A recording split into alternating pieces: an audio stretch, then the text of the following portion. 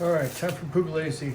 Pugliese is a bread from the deep southern part of Italy, down by the boot heel and in Sicily, and involves a sponge. And the sponge is right here. This was mixed several hours ago, and it's had a chance to grow.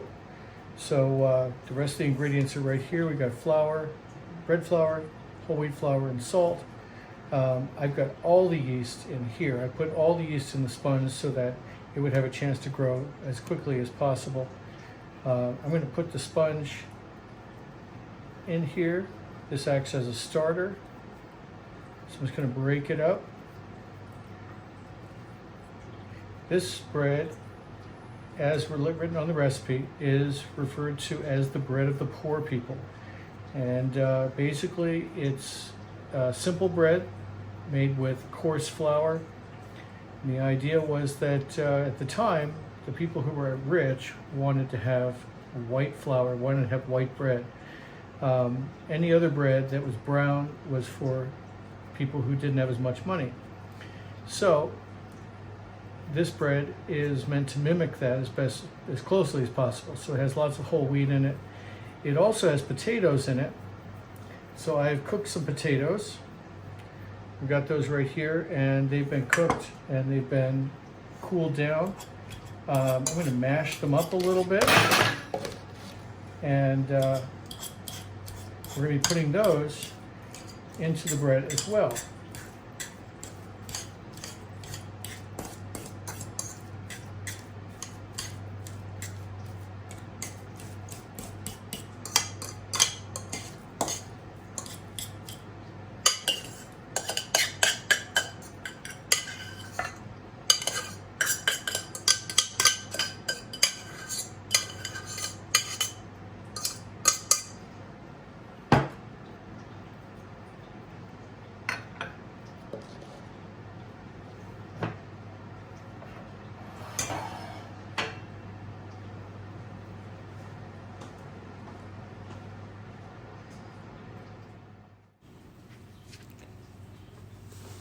Okay, so in the second part, we're just speeding things up to do the mixing.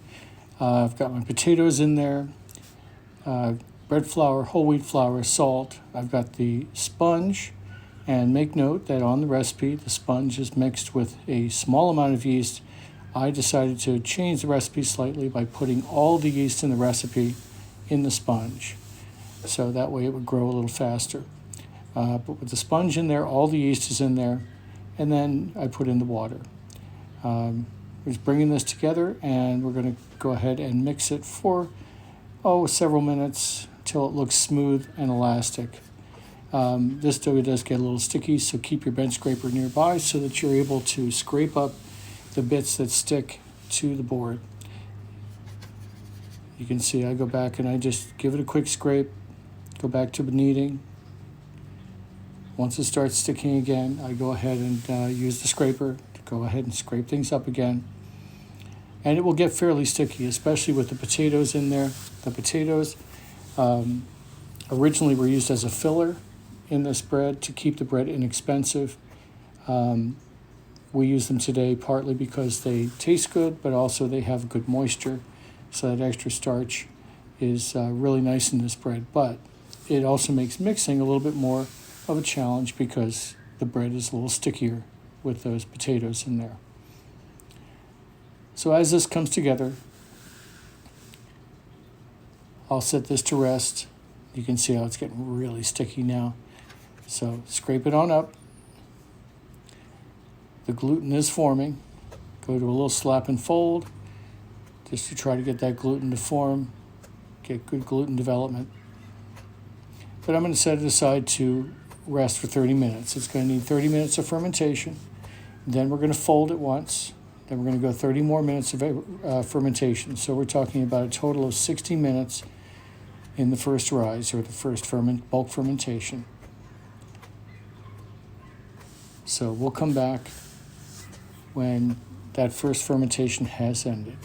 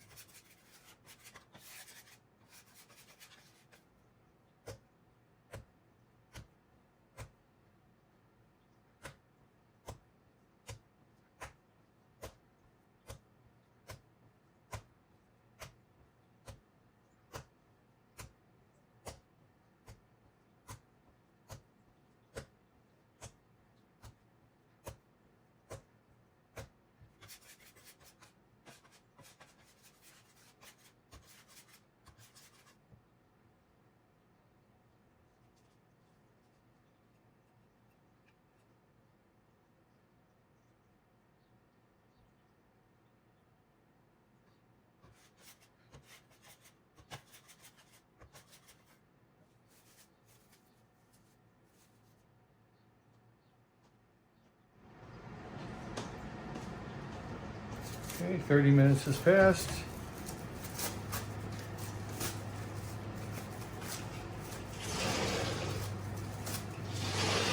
Time to do a fold. So grab your dough, stretch and fold. Go from the other side.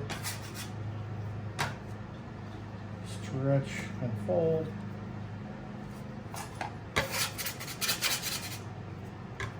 From this side, stretch and fold. Notice how smooth it's getting on the outside. Really nice gluten development. Stretch and fold.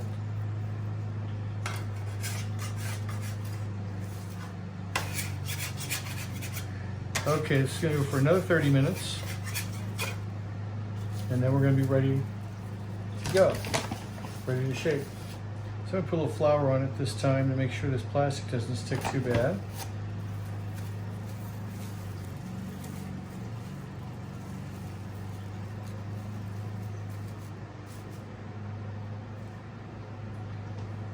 And we'll be back.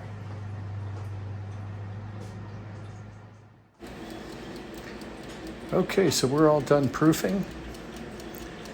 The dough has increased in size considerably, and bringing out the hot preheated Dutch oven to put the dough in. We're going to be putting a piece of paper in the bottom.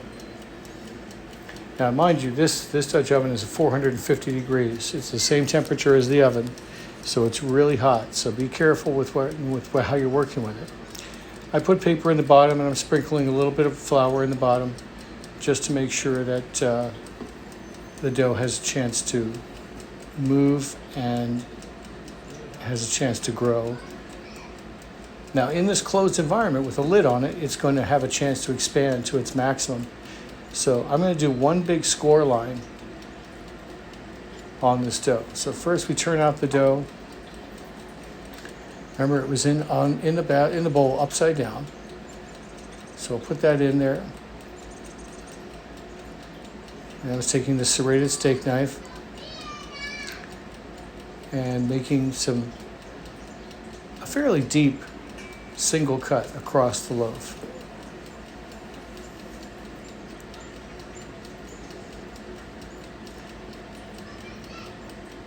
And it's a fairly large cut, so it should offer enough expansion to allow the dough to spring nicely in the oven. And being closed up in a hot environment with the steam from the dough itself, it will have a chance to grow to its maximum size, get to full volume, and have a really nice texture. So off to the oven we go. I'm setting the timer for 25 minutes. And I'll check the temperature of the dough. We'll check the internal temperature with the thermometer. It should reach 200 degrees internal temperature. So we'll see you back right after baking, and I'll show you the finished result.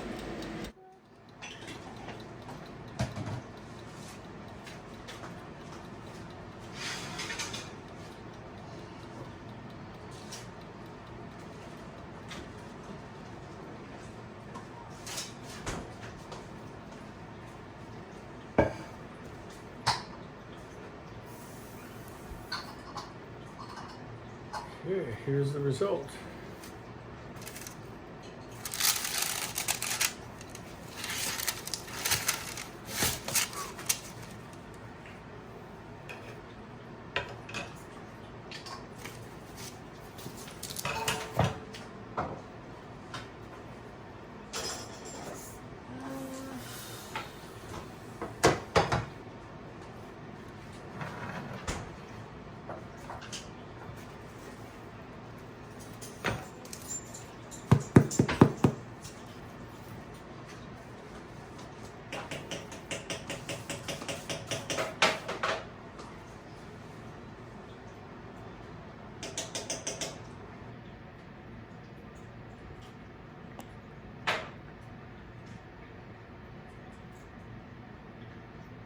All right, so post your pictures of your Pugliese, and we'll take a look and see how yours come out.